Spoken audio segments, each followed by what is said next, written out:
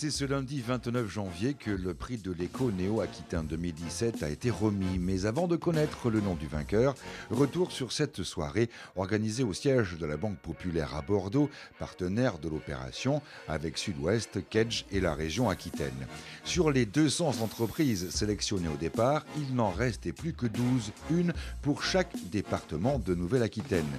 Et histoire de pimenter la soirée, chaque chef d'entreprise avait 2 minutes 30, pas plus, pour pitcher, autrement dit, disserter en public sur l'un de ces 3 thèmes. Croire en ses rêves, ne rien lâcher et la bonne rencontre. Ainsi donc, découverte tout de suite des 12 lauréats de ces prix de l'écho Néo-Aquitain 2017. Bonsoir, Jean-Sébastien Bruand, je suis le directeur général de la ferme marine du Douai, basée sur l'île d'Oléron.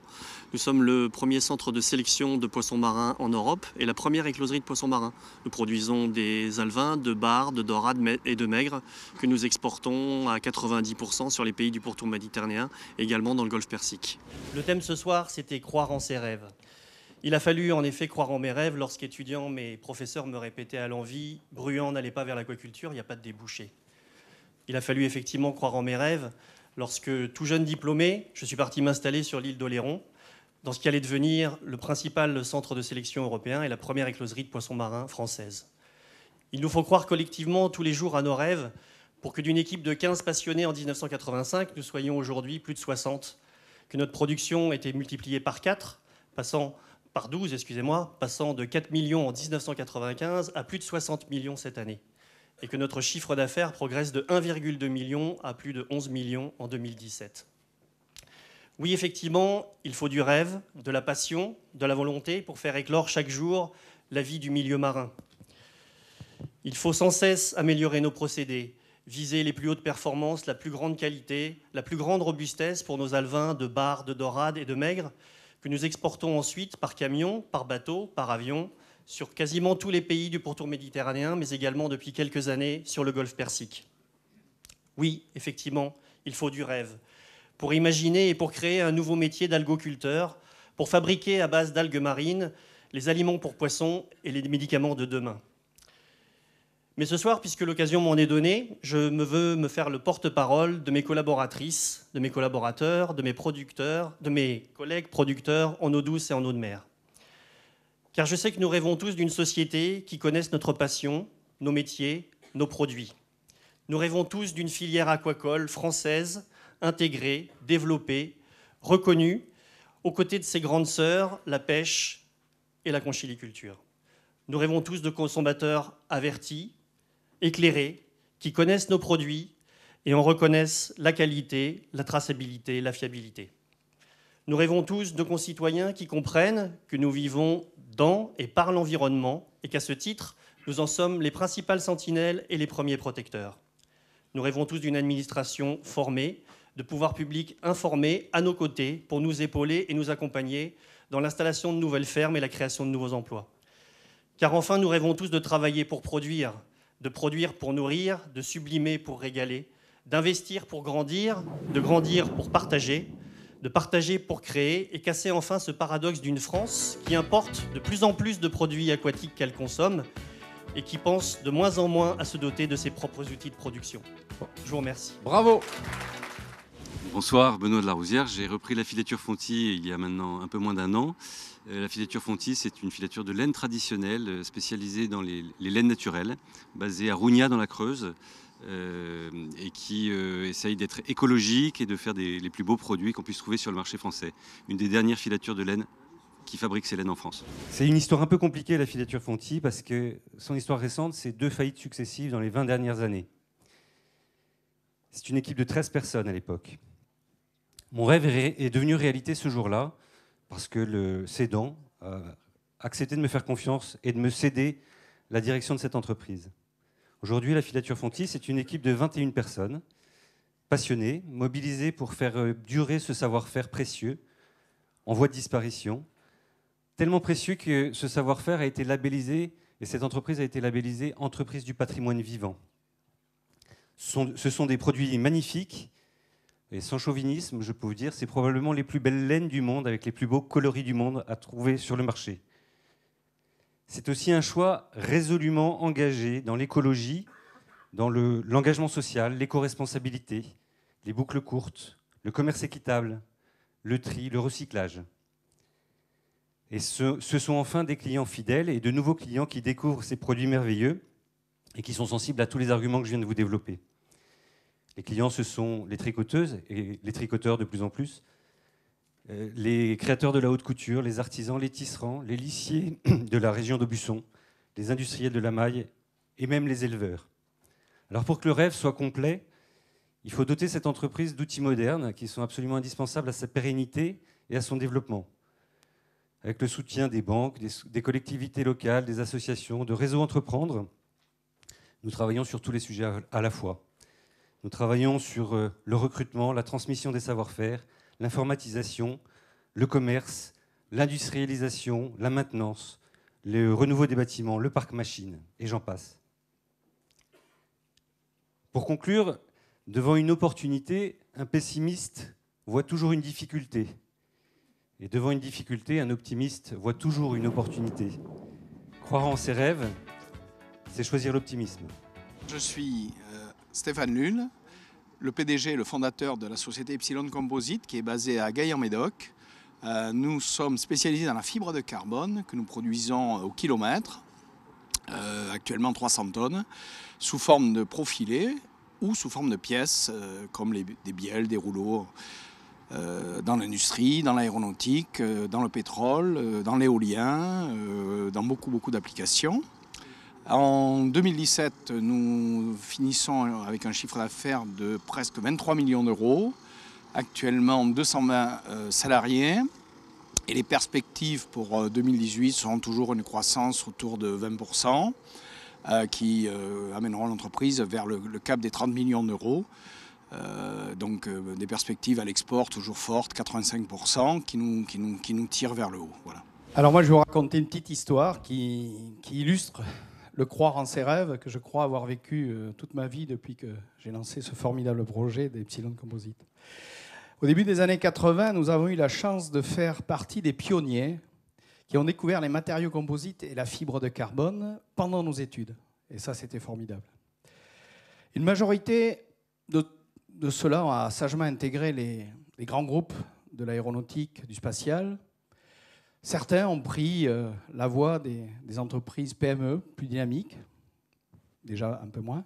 Et un tout petit nombre a tenté l'aventure de la création d'entreprises, dont je faisais partie, et puis quelques-uns d'autres. Et puis depuis, je crois que beaucoup nous auront rejoints. À l'âge de 25 ans, je rêvais de démocratiser la fibre de carbone. Et j'ai décidé, en juillet 1987, il y a 30 ans, de créer ma propre entreprise dans l'atelier de mon père, qui était artisan, dans le Médoc, à Gaillan-Médoc, avec 100 000 francs en poche. C'était beaucoup à l'époque, c'était beaucoup. Aujourd'hui, ça semble dérisoire. Et je veux, pour illustrer ce croire en nos rêves, rappeler nos plus beaux souvenirs. Alors, beaucoup de clins d'œil, mais des vérités qui sont celles des 10 premières années, qui ont bien illustré l'incertitude et l'intensité de notre aventure humaine, parce que c'est une aventure humaine avant tout, avec beaucoup de premières fois. Par exemple, première machine dénichée dans un hangar à Rouen, pour un budget dérisoire de 40 000 francs, mais c'était beaucoup pour moi. Chez un maquignon, bricoleur. Les premiers locaux, construits par nous-mêmes, avec en vue le poulailler, et puis quelques gouttières dans la toiture. Les premiers salaires, avec 3 mois de bénévolat pour commencer. Le SMIC pour le patron et les contrats de qualif pour les autres. Premier accord sur le temps de travail, 12 heures par jour, 6 jours par semaine et fiesta incluse.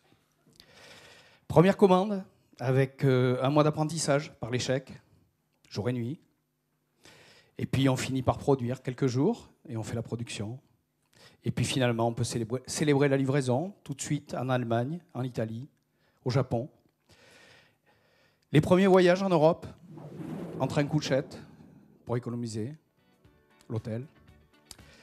Les premiers bureaux en Asie, installés à Singapour en 90, dans le quartier chinois, pour se rendre compte que finalement c'était le Japon qui était la cible, 2 ans plus tard. Enfin, notre première usine, en 1999, inaugurée en 97, déjà trop petite 2 ans plus tard.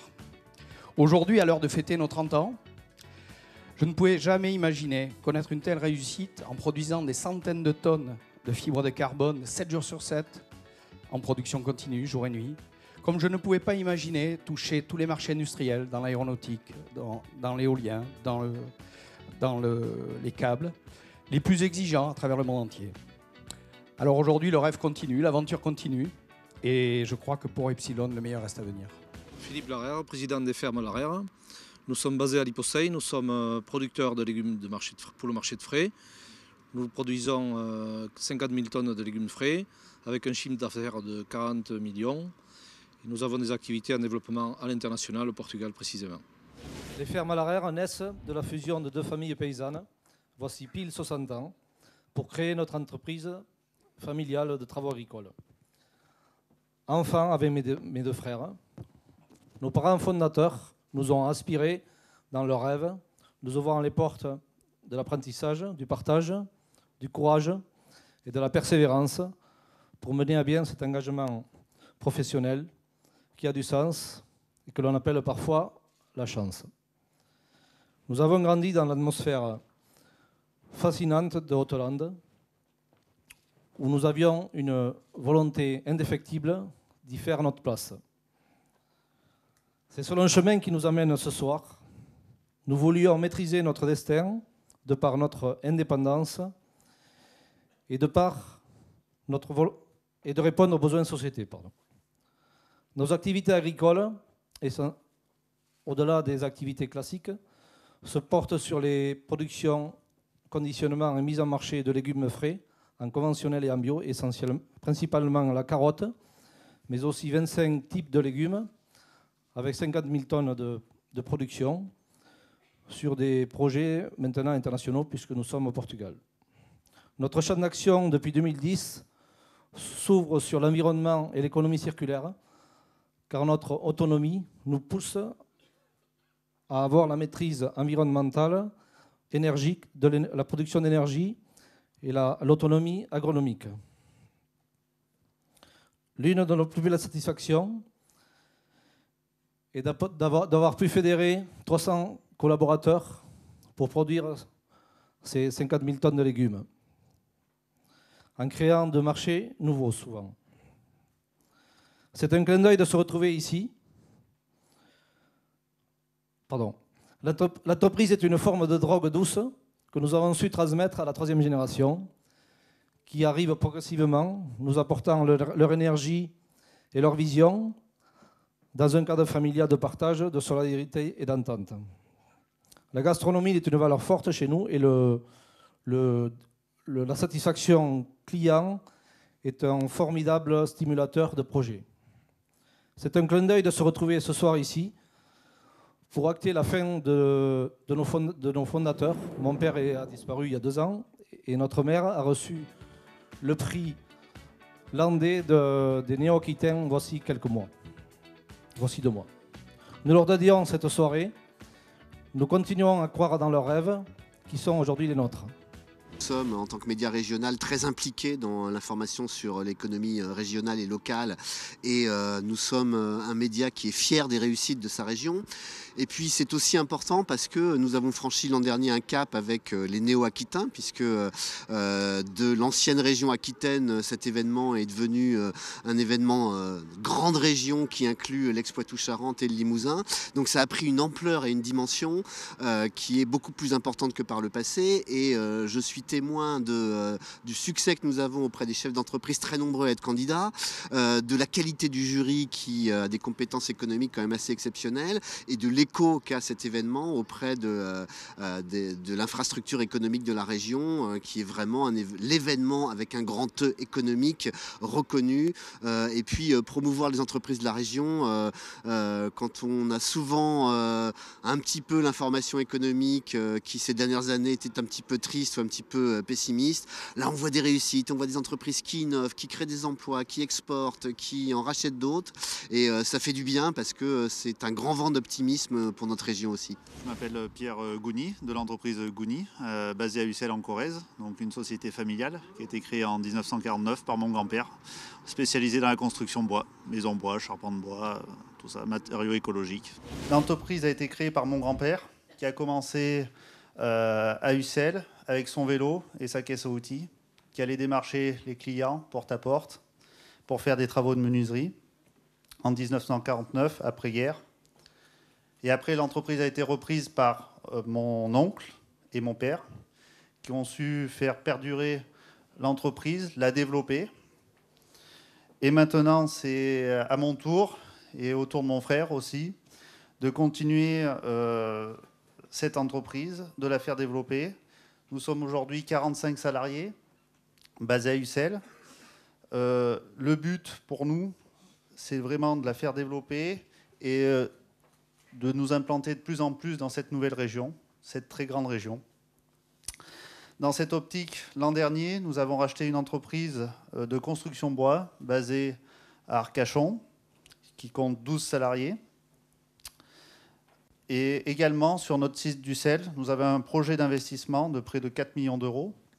Enfin, c'est plus qu'un projet, parce que les travaux attaquent dans un mois, début mars, pour développer tout ce qui est construction bois, matériaux bois, développement durable, créer des bâtiments autonomes en énergie positive également, et bien sûr maintenir l'emploi et créer de nouveaux emplois dans la région. Donc voilà, donc je suis très content d'être ici et je tiens à remercier tout le monde. Et il ne faut rien lâcher, quoi qu'il arrive, qu'on reprenne une entreprise, qu'on crée une entreprise. Si on lâche rien, on y arrive toujours.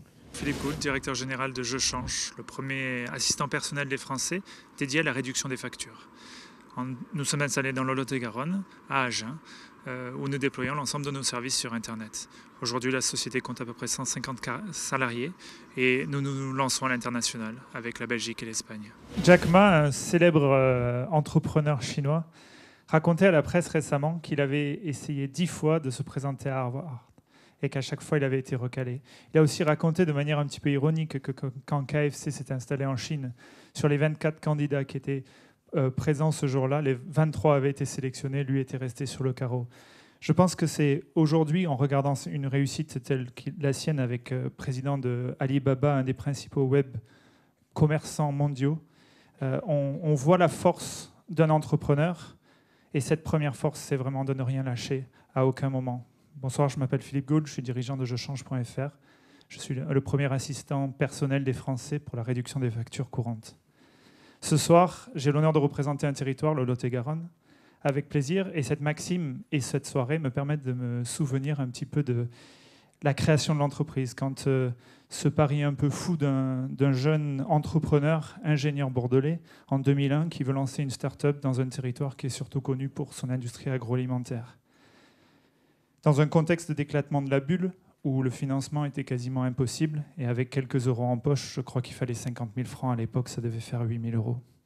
Un rappel aussi que la vie d'entreprise, c'est parsemé d'embûches, parsemé de difficultés ou de tempêtes. Quand en 2008, je dois faire des licenciements économiques parce que j'ai perdu mon plus gros client.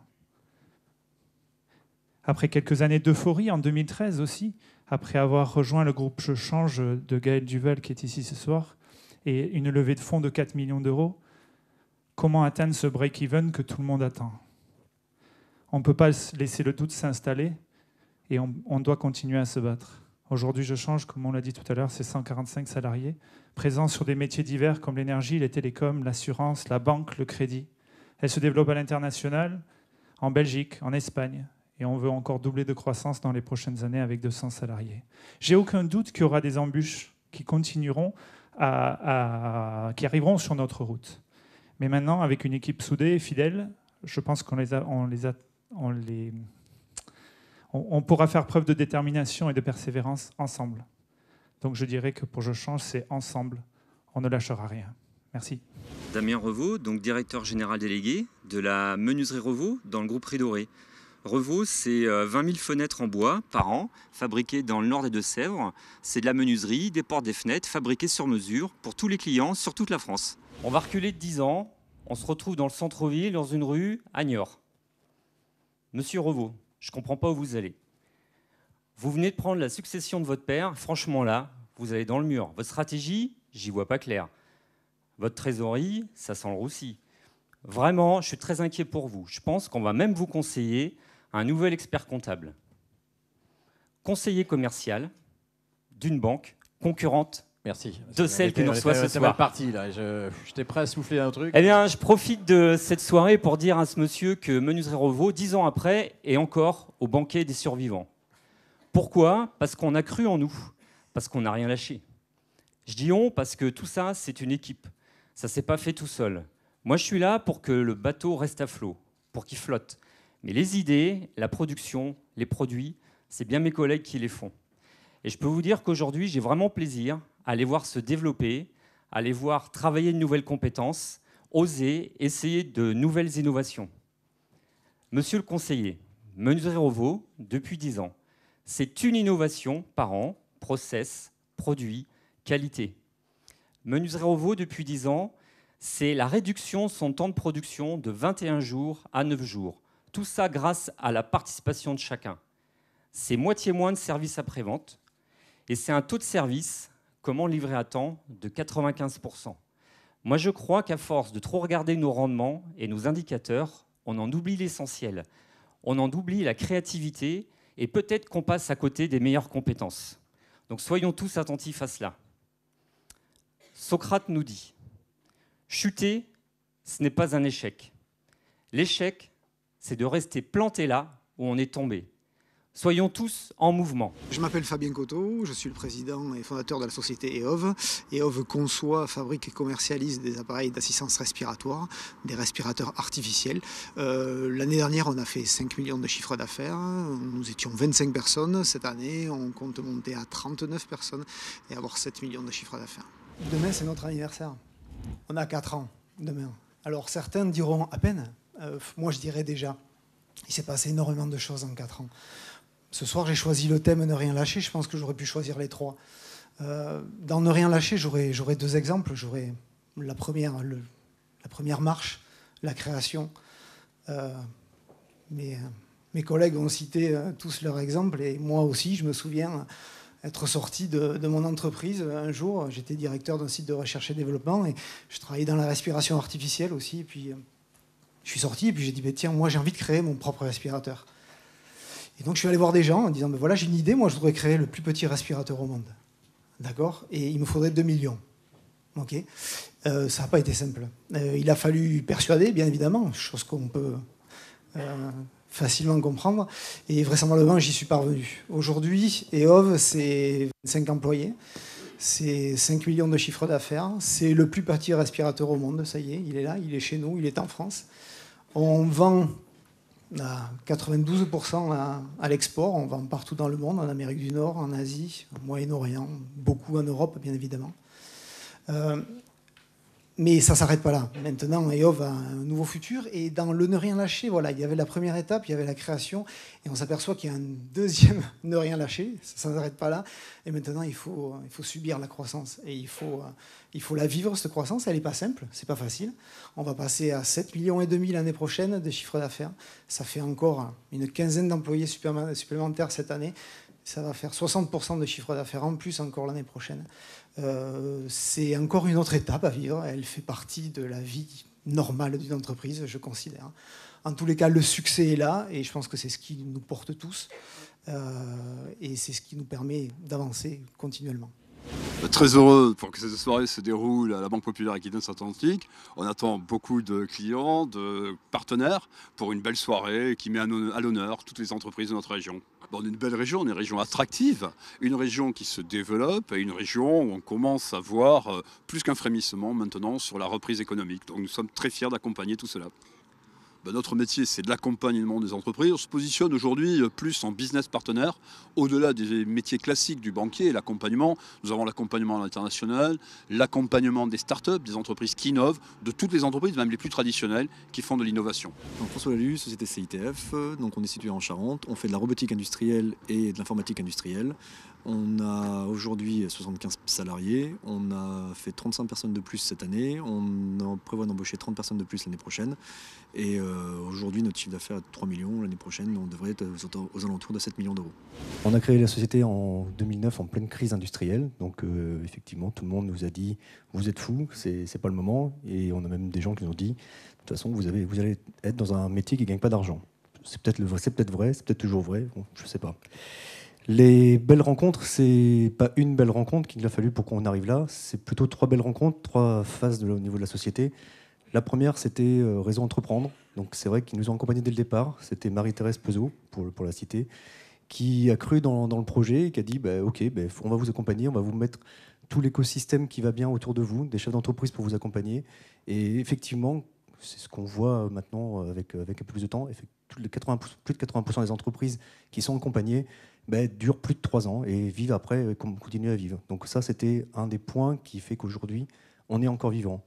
La deuxième phase, c'est la phase de croissance, enfin après la création, la phase de croissance. Et on dit tout à l'heure les angels ou les fonds, on a des business angels qui ont cru dans notre projet, là où à un moment donné, le système, on va dire, bancaire n'y croyait pas forcément. Tout le monde regardait nos chiffres et disait y a pas de, vous êtes dans l'industrie, vous n'êtes pas au bon endroit, vous n'êtes pas comme il faut. Mais on a des business angels qui ont cru dans notre projet. Jeannie Chessé et Xavier Dodin qui ont dit OK, le projet, il y a très peu de risques, on fait du local, c'est des compétences locales, pourquoi on n'irait pas, pourquoi est-ce qu'on ne le ferait pas? Donc ils sont là, ils sont toujours chez nous et on a fait un deuxième tour de table il y a 2 ans et ils ont remis le couvert en disant de toute façon ça marche, donc on y va. Et enfin le dernier et on va dire le point le plus important pour la plus belle rencontre, c'est malgré tout l'équipe, et c'est l'équipe qui est là depuis le départ. On a démarré à 4, on a été 4 avec des périodes où sans salaire, parce qu'à un moment donné, ça ne marche pas tout seul. Mais aujourd'hui, ils sont toujours là, ils y ont cru, on est 70, et on voit qu'on a moins d'une personne par an qui s'en va, donc un turnover très faible, et ceux qui s'en vont, on les revoit régulièrement, ils viennent, effectivement, on est 70, on n'a pas le droit de prendre l'apéro ni quoi que ce soit. Et ils viennent quand même, ils viennent de temps en temps et ils viennent nous voir. Donc voilà, c'était ça les belles rencontres et c'est ça qui fait aujourd'hui l'entreprise que nous sommes. Je suis Jocelyn Austin, donc la société Harmonie Medical Service. Je représente Alain Rénal qui n'a pas pu être là ce soir. Harmonie Medical Service, entreprise spécialisée dans la vente et la location de matériel médical. Aujourd'hui, c'est 430 collaborateurs, un chiffre d'affaires de 61 millions d'euros. La belle rencontre, c'est la raison pour laquelle je suis là ce soir. En fait, on va repartir dans les années 90. J'ai créé ma propre structure de matériel médical, donc je suis parti tout seul, et puis j'étais jeune à l'époque, et il fallait, pour moi, il était important de me regrouper auprès de professionnels de la santé, et je me suis rattaché à un groupement national qui s'appelait Clini France. J'ai rencontré des chefs d'entreprise qui exerçaient la même activité que moi, et dans ce groupe, il y avait Alain Rénal qui possédait également sa structure, une entreprise à Poitiers, une entreprise à Châtellerault. L'entreprise s'appelait Poitou Medical Service. En 1997, une union mutualiste de l'Anjou avait le souhait de développer un réseau de matériel médical sur le quart nord-ouest de la France. Et c'est comme ça qu'ils se sont appuyés sur les qualités professionnelles reconnues et qualités humaines également d'Alain Rénal. Donc Alain Rénal a décidé de céder sa structure au groupe en restant à la tête du projet et donc de développer un réseau sur l'ouest de la France. En 2006, j'ai été également, moi, approché par une mutuelle locale dans le but de faire la même chose sur le sud-ouest. Et à ce moment-là, j'avais toujours des contacts avec Alain Rénal. Nous sommes amis au passage. Et je lui dis, Alain, on me propose la même chose que toi il y a quelques années. Qu'est-ce que tu en penses? Et entre-temps, son groupe avait des ambitions nationales. Le quart nord-ouest était déjà bien pourvu et ils ont souhaité s'étendre. Donc il m'a dit, Jocelyn, si tu souhaites passer la main, à ce moment-là, on le fait ensemble et on se développe ensemble. Voilà la belle rencontre et du coup j'ai décidé de céder mon entreprise qui s'appelait Mediconfort et donc en 2007 j'ai vendu l'entreprise au groupe Harmonie Medical Service. Harmonie Médicale Service, c'est aujourd'hui 45 agences avec 430 collaborateurs pour un chiffre d'affaires de 61 millions d'euros. Et au 1er janvier 2019, c'est 750 collaborateurs et 70 agences sur la France. Voilà, donc voilà ce qu'est Harmonie Médicale Service. Arnaud Rie, groupe Sérinov. Donc j'ai démarré ma société il y a 20 ans. Je suis originaire du Nord, je suis arrivé dans le Limousin pour créer cette société avec mon épouse. On conçoit, on fabrique et on commercialise des équipements de pointe pour l'industrie 4.0. Cette industrie, c'est quoi? C'est aider nos partenaires à s'industrialiser dans cette nouvelle industrie et cette 4e révolution technologique. C'est la céramique, principale activité de notre groupe, bien sûr à Limoges pour la porcelaine, mais aussi la céramique technique, comme des gens comme l'aérospatial, comme Robert Bosch. C'est aussi l'art du verre, donc c'est LVMH, Shiseido, ça peut être aussi Arc International ou World Kitchen au niveau international. Voilà, on conçoit et on fabrique des équipements de pointe. Sur le thème les belles rencontres. Alors, la première, comme vous avez cité, c'est mon épouse. On peut l'applaudir, même vous rejoindre, ça nous permettra, s'il vous plaît. Puisqu'on l'a créé à deux. Voilà, parce qu'en fait, ils gèrent la boîte à deux. Voilà, on l'a créé à deux il y a 20 ans. On a démarré à deux et on a aussi fait 4 enfants, donc voilà, on a eu le temps de faire beaucoup de choses. Donc ça, c'était la plus belle rencontre, il y a 20 ans. Une belle rencontre aussi, c'est la grande région. Alors je vais diminuer le Limousin, la Haute-Vienne et Limoges. Alors on est tous les deux originaires du Nord. On s'est rencontrés à Limoges, une très belle ville, et on a créé notre entreprise là de zéro. Une belle rencontre de Limoges parce que vous avez un site exceptionnel qui s'appelle Esther sur Limoges. On a créé notre entreprise là parce que le Centre européen de la céramique est là. Le pôle européen de la céramique, vous avez le centre de transfert et de technologie céramique. Enfin, il y a plus de 500 chercheurs qui travaillent dans la céramique. Une petite anecdote, plus de 1 ou 2 clients, là j'ai des Mexicains qui arrivent demain, arrivent sur le site, sont très heureux de voir, et on n'a rien à envier au cluster allemand quand on est sur Limoges et sur la Technopole. Voilà une des belles rencontres. Mon épouse en premier, la région, et c'est aussi grâce à la ville de Limoges qu'on a créé Sérinov et qu'on s'est implanté à Limoges. Je m'appelle Sylvain Brou, je suis PDG de Delmont Group. On est basé à Terrasson en Dordogne. J'ai repris cette société en 2016 et nous sommes spécialistes des pièces en caoutchouc pour l'automobile, pour l'aéronautique et d'autres secteurs industriels. Nous sommes 450 personnes établies sur la France et l'Espagne. Quelle a été la bonne rencontre pour moi-même et Delmont Group? Eh bien, cela remonte au rachat de l'entreprise à Pierre Delmont. Donc à cette époque, j'ai eu pas mal de difficultés à réunir mon tour de table financier. J'ai démarché une bonne dizaine de fonds d'investissement français, mais aucun d'eux n'a voulu me suivre dans l'aventure pour 3 raisons, en fait 3 critères rédhibitoires pour leur manière de juger. On parlait d'une entreprise industrielle, donc avec des machines, du CAPEX, des ouvriers, basée en France. Bon, c'était pas le mieux, c'est pas ce qui est le plus réputé apparemment, et avec une dominante automobile. Voilà, donc j'ai dû commencer ma due diligence avec un fonds anglais, puis très vite, en parlant à mon conseiller bancaire, il m'a réorienté vers BNP Paribas Développement, qui connaissait un investisseur atypique en la personne de Claude Darmon. Donc Claude Darmon est un industriel de renom. Il a dirigé Alstom Transport, il a dirigé les batteries Saft, puis Cegelec qu'il a revendu au groupe Vinci. Et depuis, il investit sa fortune dans diverses entreprises en France. Donc il a été très vite convaincu par le projet, par son passé industriel. Donc il m'a permis de réunir le tour de table et le rachat de l'entreprise. Mais c'est d'autant plus la bonne rencontre pour l'entreprise et moi-même que nous avons un partenaire qui est très attentif à l'évolution et à la réussite industrielle de l'entreprise. Nos discussions ne s'arrêtent pas aux ratios financiers, mais elles dérivent très vite sur la stratégie et la performance industrielle. Il a par exemple une petite marotte sur les gains de productivité, mais il a entièrement raison puisqu'on est dans une industrie très, très concurrencée et très mondialisée. Voilà, donc je crois que vous l'avez bien compris, la bonne rencontre a été pour nous Claude Darmon qui qui nous a permis le projet et qui maintenant est un partenaire très important. Ça montre que l'aventure d'une entreprise, c'est d'abord une aventure humaine.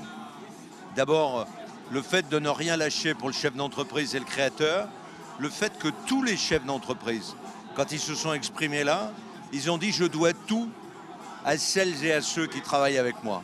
Ce qui, d'une certaine manière, balaye les propos inconséquents qu'il y a parfois chez certains représentants dits du patronat au niveau national, voire même le fait d'être plus ou moins hostile à l'entreprise.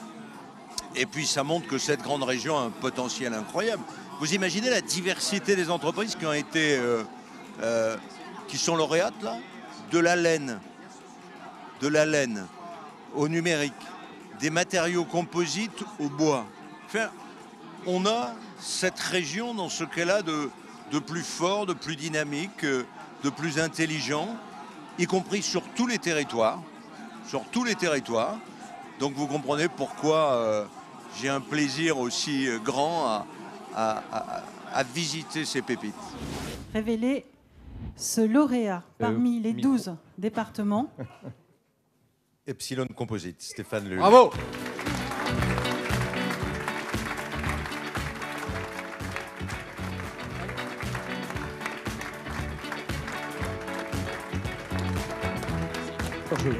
Je remercie mes équipes parce que j'ai avec moi pratiquement les 12 premiers qui sont toujours autour de moi, donc 30 ans. Pour certains, c'est leur seule boîte, la boîte de leur vie. C'est une boîte familiale, mais au sens large du terme. Et je les remercie tous. Donc ce soir, j'ai 230 équipiers qui on les méritent applaudit avec vous. mes remerciements. Et on va faire la remise officielle du trophée. Ce prix, je pense que c'est un moment de fête. C'est pour nous l'occasion d'inclure ça dans l'année de nos 30 ans. Donc c'est un moment qui symbolise beaucoup les choses. Bien sûr, c'est un symbole qui est utile. Pour nous, c'est d'abord localement, nos partenaires, nos clients, nos salariés. Parce que le recrutement, pour nous, c'est un sujet important. La formation, le président en a parlé. Donc on accorde beaucoup d'importance à nos équipes, à nos partenaires régionaux. Et j'espère à la fois gagner avec eux, parce que je crois qu'aujourd'hui, l'économie collaborative entre PME a du sens. Rendez-vous l'année prochaine pour savoir qui succédera à Epsilon Composite, avec tout de même un souhait des organisateurs de ces prix de l'éco Nouvelle-Aquitaine qu'il y ait davantage de femmes d'entreprise parmi les finalistes.